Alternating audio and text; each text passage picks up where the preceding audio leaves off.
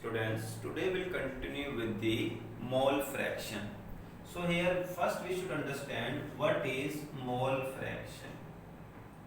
For example, आपके पास एक beaker है, ठीक है, और इस बीकर में सॉल्यूशन है. सॉल्यूशन किस चीज का है? Water plus NaOH, water and NaOH. For example, इसके अंदर आपके पास जो वाटर प्रेजेंट है दैट इज 180 ग्राम, ठीक है. 180 ग्राम आपके पास वाटर है और NaOH, यहाँ water H2O 180 gram and NaOH present है, एंड NaOH जो प्रेजेंट है वो 80 ग्राम है, ठीक. अब देखो दोनों को बिल्कुल इक्वली मिक्स कर लिया गया है, बिल्कुल इक्वली. आप पहले एक काम करते हैं, इनके नंबर ऑफ मोल निकालो आप कि 180 ग्राम वाटर में कितने मोल होंगे. तो we know formula of number of mole is given mass by molar mass. What is given mass? 180 gram. 180 gram water दिया हुआ है and we know what is the molar mass of water 18. कैसे निकला देखो, H2O. H2O में मास कितना होगा? Hydrogen का 1 होगा. कितने हाइड्रोजन है? 2 plus mass of oxygen 16 is equal to 18. It is the molar mass. तो गिवन मास को मोलर मास से डिवाइड कर दिया, आपके पास आंसर आया 10. इसका मतलब क्या हुआ? 180 ग्राम वाटर का मतलब क्या हो गया? 10 मोल ऑफ वाटर. इसका मतलब इस सॉल्यूशन में 10 मोल्स किसके प्रेजेंट हैं? वाटर के. आप इसको 180 ग्राम बोल दो या 10 मोल बोलो, बात एक ही है. इसके बाद NaOH कितना प्रेजेंट है? 80 ग्राम. अब NaOH में भी नंबर ऑफ मोल निकालो. And given mass by molar mass, what is given mass? 80. And what is the molar mass of NaOH? तो देखो निकाल लेते हैं इसको भी. NaOH. The mass of Na is 23. The mass of oxygen 16. And the mass of hydrogen 1. It is the sum 40. The total sum is 40. तो divide कर दो इसको आप 40 से, तो कितना आ गया? 2. इसका मतलब यहाँ NaOH के 2 मोल्स प्रेजेंट हैं. 2 मोल्स प्रेजेंट हैं. यानी कि कुल वाटर के कुल सॉल्यूशन कितना हो गया आपके पास? टोटल सॉल्यूशन कितना हो गया? टोटल सॉल्यूशन हो गया आपके पास 10 mole plus 2 mole of NaOH. Total 12 moles हो गए आपके पास ये सॉल्यूशन के अंदर, ठीक. और टोटल सॉल्यूशन कितने ग्राम हो गया? 180 ग्राम वाटर है और 80 ग्राम क्या है आपके पास? NaOH. तो इसका मतलब कितना हो गया? 260 ग्राम, ठीक है. ये पहली चीज तो इतनी समझ आती है अभी कि हमारे पास कुल मिलाकर के 180 ग्राम वाटर है, उसमें 80 ग्राम NaOH को डिसॉल्व किया है, 260 ग्राम ये सॉल्यूशन बना है. उस 260 ग्राम सॉल्यूशन में 10 मोल्स वाटर के हैं और 2 मोल्स किसके हैं? NaOH के. अब देखो इस सॉल्यूशन में क्या होगा? बिल्कुल वाटर और NaOH के मोल्स इक्वली मिक्स होंगे. जैसे मान लो मैं कहता हूँ कि ना आपने ना वाटर के अंदर सॉल्ट को ऐड कर दिया, ठीक है, आपने घर में ही किया मान लो. अब उसके बाद आप एक स्पून लो और कहीं से भी उस वाटर को टेस्ट करो. मतलब कि थोड़ा पहले ऊपर से टेस्ट कर लिया, फिर बीच से थोड़ा वाटर निकालो, उसको टेस्ट कर लिया, थोड़ा नीचे से वाटर लिया, सब मतलब कि उस अलग अलग जगह से सैंपल को टेस्ट करो. तो क्या आपको कहीं पर टेस्ट में डिफरेंस नजर आएगा? नहीं आएगा. आपको कहीं पर भी टेस्ट में डिफरेंस महसूस नहीं होगा. You will not feel any difference in the taste. Why? क्योंकि हर पूरा वाटर के अंदर, सॉल्यूशन के अंदर number of water and number of salt, इनके पार्टिकल्स इक्वल अमाउंट में प्रेजेंट हैं, बिल्कुल इक्वल अमाउंट में हर जगह पर. अब इसका मतलब क्या हो गया? इस पूरे सॉल्यूशन के अंदर जो कितने कितने कितने मोल है? 12 मोल. ये 12 मोल सॉल्यूशन में 10 मोल वाटर और 2 मोल NaOH इक्वली डिस्ट्रीब्यूट हैं. अब इसमें से आप 1 मोल निकाल लो. ये लो 1 मोल है मान लो. ये क्या है? 1 मोल आपका सॉल्यूशन आ गया. अब इस हमें ये निकालना है कि इस 1 मोल में से, इस 1 मोल सॉल्यूशन में कितने मोल तो सोल्यूट के प्रेजेंट हैं और कितने मोल सोलवेंट के. मींस अब हम यही निकाल लेते हैं इसी को बोलते हैं मोल फ्रैक्शन। जैसे इसी क्वेश्चन के लिए हम निकालते हैं मोल फ्रैक्शन। बहुत सिंपल देखो हो गया तरीका ये कि कैसे आप मोल फ्रैक्शन निकाल सकते हैं। तो देखो मोल फ्रैक्शन निकालने का क्या फॉर्मूला होगा। First x is the symbol of mole fraction. अब मान लो आपके पास यहाँ पर NaOH और वाटर दिया हुआ है, तो आपको निकालना है मोल फ्रैक्शन वाटर का। तो लिखो XH2O इज इक्वल टू, ऊपर लिखो आप number of moles of water, total number of moles of water divide by again number of mole of water plus number of mole of H2O। तो देखो हम कर चुके हैं यहाँ कितने मोल है वाटर के, आपके पास 10, ठीक, again 10 plus number of mole of, यहाँ पे गलत कर दिया मैंने, यहाँ पे लिखोगे number of mole of NaOH, ठीक, and 2 is the number of mole of NaOH, ठीक। तो आपके पास आंसर आएगा 10 डिवाइड बाय 12। आपको इसको फ्रैक्शन में नहीं छोड़ना है, पूरा करना है आंसर, ठीक। ऐसे ही आपको अगर मोल फ्रैक्शन निकालना हो NaOH का, तो लिखोगे XNaOH। तो number of mole of NaOH कितने हैं भाई, ये रहे 2 मोल, तो ऊपर 2 लिखोगे, number of mole of NaOH divide by number of mole of NaOH plus number of mole of water, यानी कि total number of water moles. तो ये आया 2 डिवाइड बाय 12।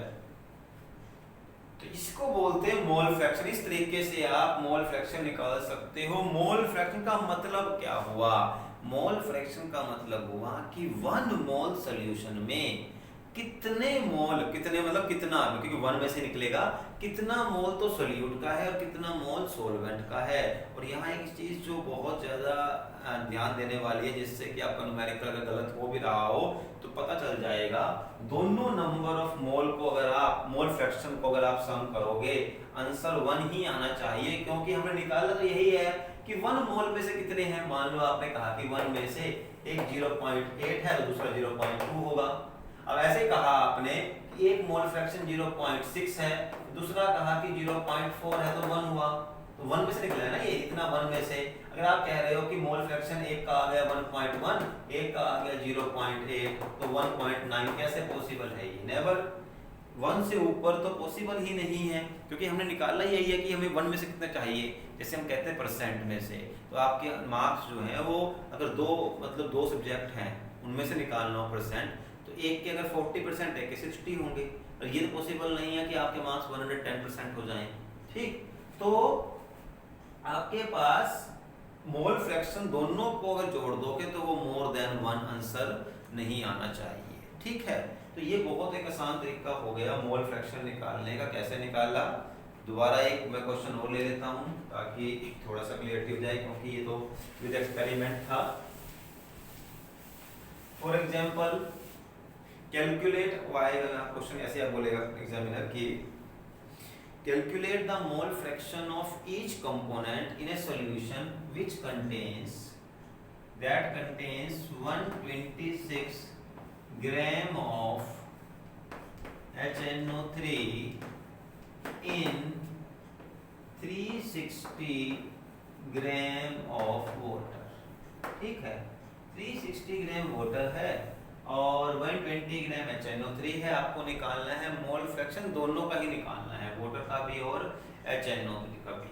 तो देखो भाई x, फर्स्ट एक काम करो, सबसे पहले देखो कैसे करना है। अगर आपको बोर्ड में करना है तो first will write number of moles of HNO3। आप number of mole of HNO3 निकाल लोगे, तो कैसे होगा, गिवन मास ऑफ HNO3 कितना दिया हुआ है 126 एंड इसका मोलर मास तो निकालो। देखो यहाँ पर HNO3 का मोलर मास निकालना है, तो H का जो मोलर मास है वो कितना होता है 1 plus mass of nitrogen 14 plus mass of oxygen 16, but कितने ऑक्सीजन है यहाँ पर 3 है, तो 3 हो गया, ठीक।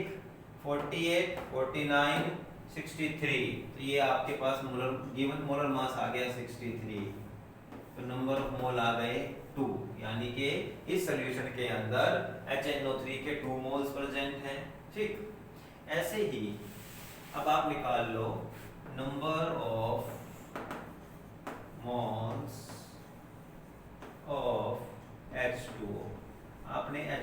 मोल्स निकाल लेने हैं। तो कैसे निकाल लेंगे? गिवन मास कितना आ गया 360 divide by what is the molar mass of water. देखो याद होना चाहिए, बार बार निकालेंगे नहीं, 18 ही होता है, आसान सा भी है। तो इसको करेंगे आप तो यहाँ कितना आ गया 20 मोल्स, लिख सकते हो यहाँ पर मोल्स। अब इसके बाद आपको निकालना क्या है मोल फ्रैक्शन। तो कैसे निकालेंगे? x जिसका निकालना है, फॉर एग्जांपल HNO3 का, तो लिख दो x HNO3। सो यहाँ पहले फर्स्ट लिखो formula, that is number of mole of HNO3 divide by जिसका मोल फ्रैक्शन निकालना है उसके नंबर ऑफ मोल ऊपर निकलोगे, लिखोगे आप HNO3 प्लस NH2। ठीक, तो देखो कैसे निकलेगा ये, n कितने हैं यहाँ पर भाई 2 डिवाइड बाय 2 प्लस H2O 20, तो 2 डिवाइड बाय 22 इसको आपको सोल्व कर लेना है। ऐसे ही वाटर का निकालना है आपने मोल फ्रैक्शन, तो बस x H2O, तो number of mole of water 20 divide by number of mole of water plus HNO3, तो 20 डिवाइड बाय 22। और देखो वैसे तो आपको इसको पूरा करना है, यहाँ पे बाद में निकालना है। अगर मैं ऐसे भी देखूं, देखो 2 plus 22, sorry 2 divide by 22 plus 20 divide by, अगर आप एलसीएम निकाल करोगे तो यहाँ 22 आ गया। ठीक, ये 2 ये 20, 22 डिवाइड बाय 22, आंसर 1 ही आएगा। ठीक है, तो इस तरीके से हमें ये मोल फ्रैक्शन निकालना होगा, बहुत ही आसान टर्म हो गई। ठीक, अब इसके बाद हमें आज अपने यूनिट का सबसे लास्ट टॉपिक करना है, इसके बाद आपकी यूनिट खत्म हो जाएगी। That will B empirical and molecular formula. ठीक है, तो आज हमारी फर्स्ट यूनिट भी फिनिश हो जाएगी इसके साथ ही। From the next will start with the atomic structure, second unit. ठीक है, first empirical and molecular formula होता क्या है?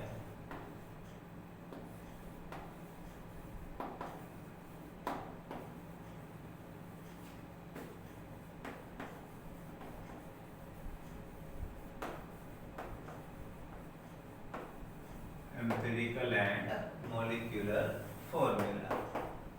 नाउ सी फॉर एग्जांपल, बहुत सिंपल एग्जांपल से लेंगे। जैसे हमारे पास ग्लूकोज है, ठीक है, what is the formula of glucose? C6H12O6। Now it is known as molecular formula. इसको हम क्या बोलते हैं? Molecular formula. व्हाई?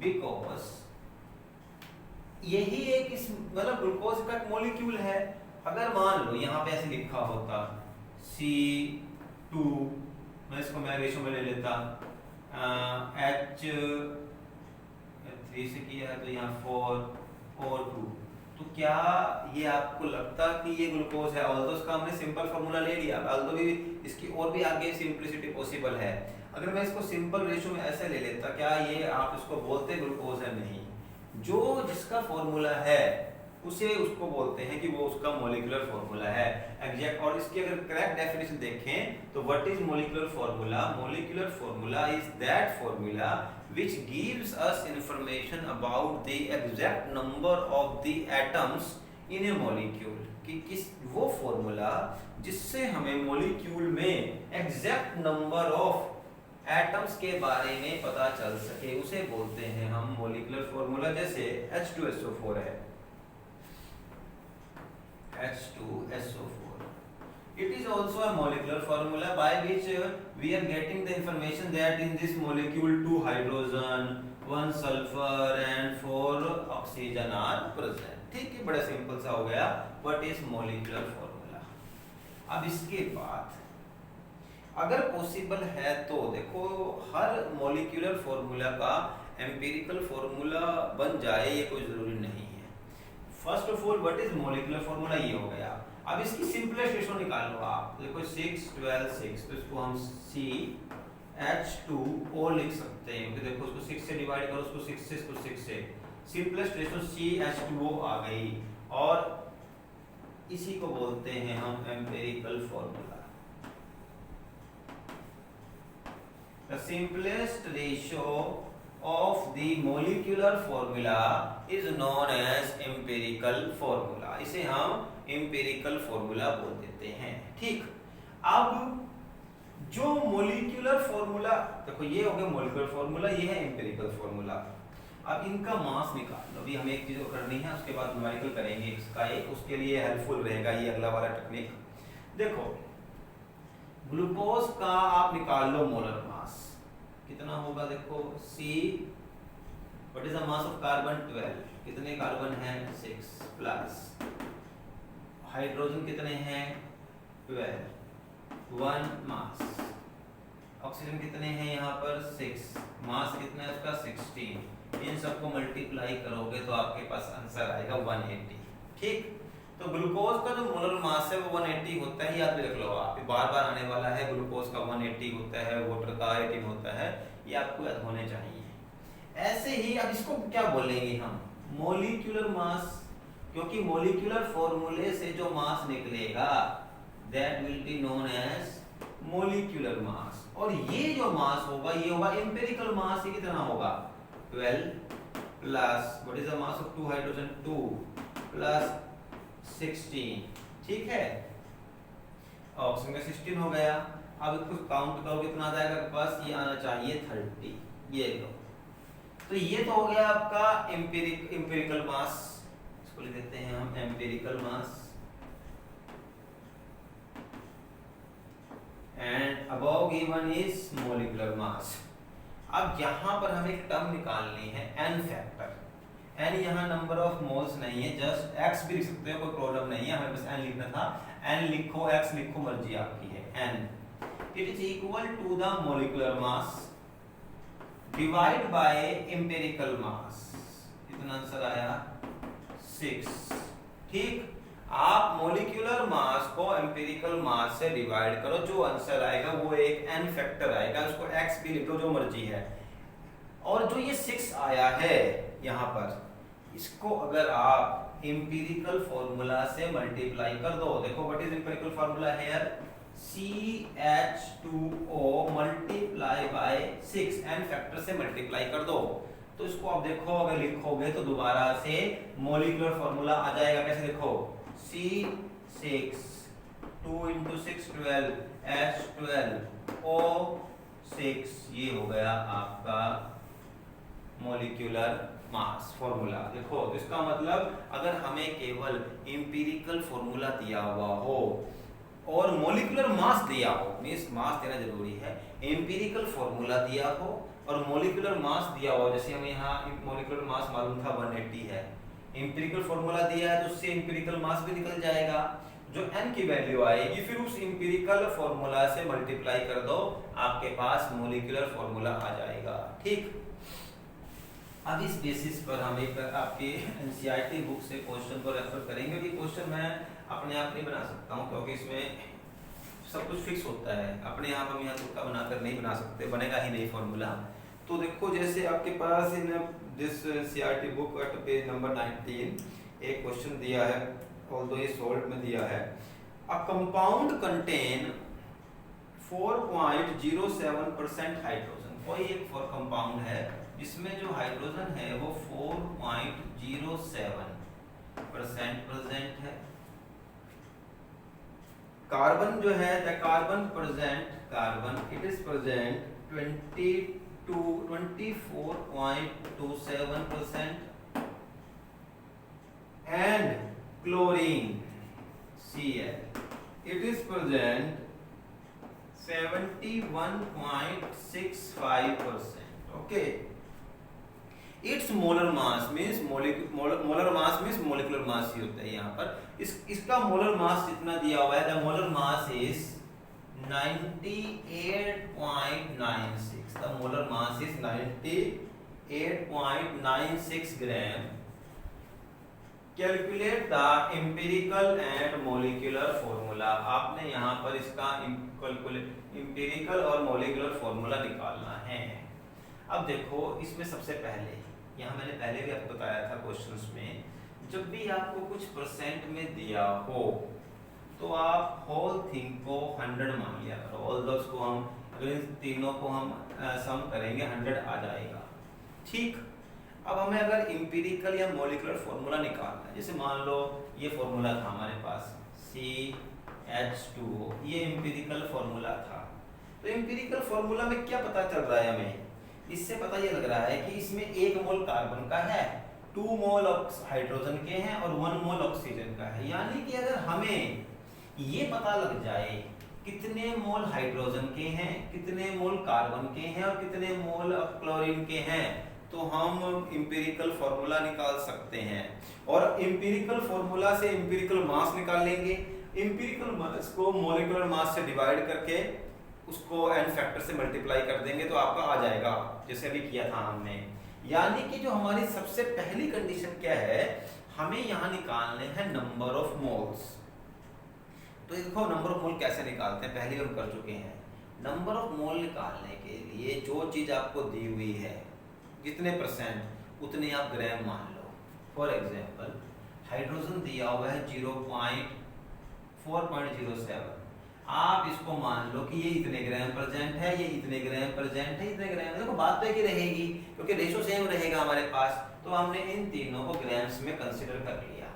तो ये आपके पास अब नंबर ऑफ मोल निकालो n, हाइड्रोजन में कितने हो जाएंगे 4.07, गिवन मास आ गया डिवाइड बाय 1, कितना आ गया ये 4.07 मोल। कार्बन का कितना दिया है 24.27 डिवाइड बाय 12, इसका जो मोलर मास है वो 12 है। तो इसको करोगे तो ये आंसर आ जाएगा आपका 2.2 इसका आंसर आ गया आपके पास। अच्छा, और इधर से क्लोरीन में निकालोगे number of mole 71.65 divide by the mass of chlorine is 35.5, तो ये अबाउट 2.1 ही मान लो इसको, ठीक है, या इसको भी 2.1 ही कर लो, इतना ही अप्रोक्सीमेटली 2.1 ठीक है 4.07, थोड़ा बहुत ऊपर नीचे हो देख लेना आप इसको। तो ये नंबर ऑफ मोल आ गए।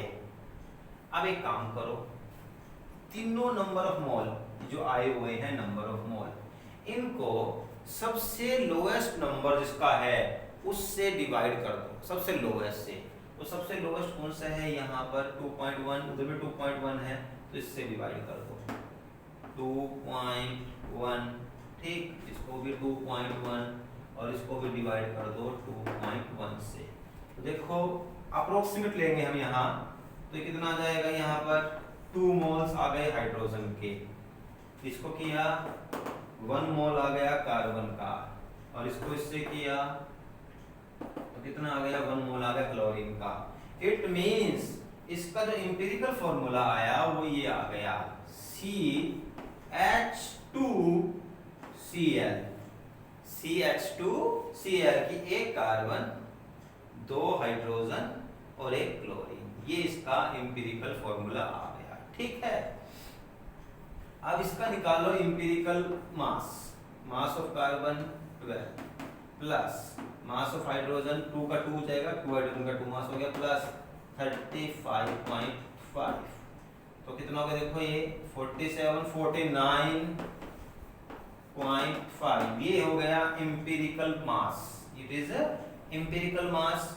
अब n फैक्टर निकाल लो, n फैक्टर कैसे निकलता है molar mass, that is 98.96 divide by empirical 49.5, और देखो दिखाई दे रहा है आपको ये अबाउट 2 कर जाएगा, इसका मतलब n फैक्टर 2 आ गया। यानी कि इंपीरिकल फॉर्मूला क्या है ये रहा, इसको आप 2 से मल्टीप्लाई कर दो तो आंसर क्या आएगा देखो, इसका मतलब आपका इंपीरिकल फॉर्मूला तो ये हो गया CH2Cl एंड मॉलिक्यूलर फॉर्मूला क्या हो जाएगा C2H4Cl2, ठीक है। तो इस तरीके से हमने यहाँ पर इंपीरिकल एंड मॉलिक्यूलर फॉर्मूला के क्वेश्चंस भी कर लिए हैं। And now are this whole unit is complete. Each and every topic has been discussed. Still if there is any doubt you can contact me. Okay, thank you.